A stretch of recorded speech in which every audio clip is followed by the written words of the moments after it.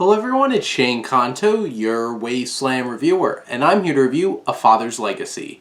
And this is a new faith-based film that is from writer, director, and star Jason Mack, focusing on a young man who sets out to find the father he never knew, and winds up holding up this man in his cabin, and they develop a relationship, not Stockholm Syndrome or anything, and Mac plays this young man, and Tobin Bell plays this older man whose house he takes over.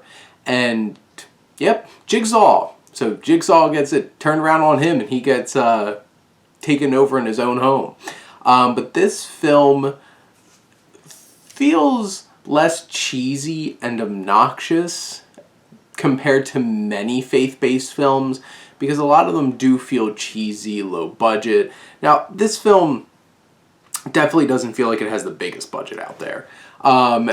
You could tell that it was still a pretty low budget affair with some of the camera work and stuff like that and the lighting, but this film doesn't go full blown into like cheesy, in your face, obnoxious, hey, let's beat you over the head with these messages. Now, it's still on the nose. The dialogue is very pointed. The dialogue's very much, hey, let's talk about faith. Let's talk about religion. Let's get that out there. But it doesn't feel so forced in this film, and the film has a more serious tone. There's some intense scenes. You open up this film with a home invasion, and you don't know if Tobin Bell's going to be okay with this young man invading his home and putting a gun at him, and you have these other men who come seeking violence, and there are some more intense moments in this film, and I appreciate that. In general, Mac does a serviceable job in terms of directing this film. I do have to say the camera got really obnoxious in terms of the shaky cam and just being all over the place, and that definitely took me out of the film in many different ways.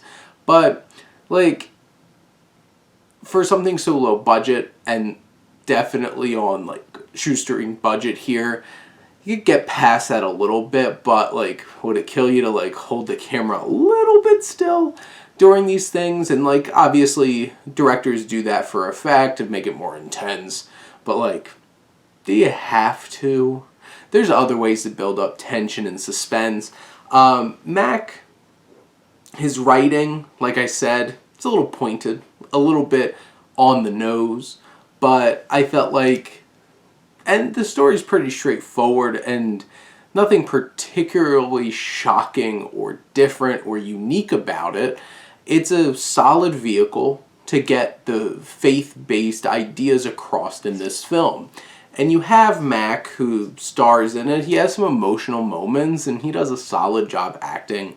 But like, it's really Tobin Bell who's the one who stands out here and gives a strong performance. He's a talented actor, and he delivers in this film. He has this like older, wiser, kind of rugged presence about him in the film, and that works well against Mac's a little aggressive, a little bit too intense and shaky and anxious young man. And there's some moments that are a little shaky in terms of storytelling. There's one particular choice that I thought kind of fell flat while I was trying to like really dig in the dramatic effect in a particular scene later in the film, but it didn't really land for me. And the story is very cliched, very generic in how you expect us to go. There are some really strong emotional moments in the film. Bell really sells it. Mac does his best to sell it as well.